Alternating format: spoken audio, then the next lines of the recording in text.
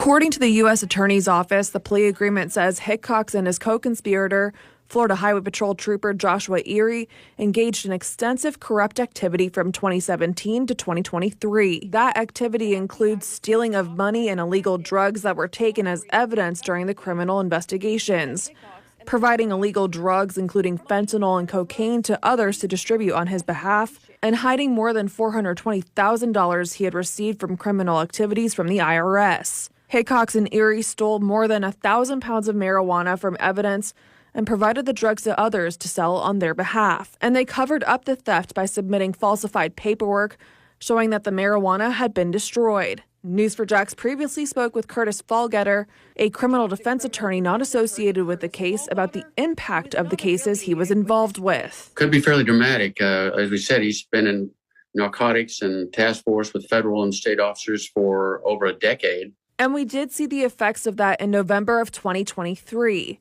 Charges were dropped against two people involved in a case that Hickox and Erie would have been witnesses to. Diamonds Ford and her fiancé were arrested after a Jacksonville Sheriff's Office SWAT team member was injured by a bullet that came from a gun Ford shot through the window. The officer survived thanks to a protective vest, but Gant and Ford were charged with attempted murder of a law enforcement officer. News4Jax spoke with Ford at the time the charges were dropped. It's been hell.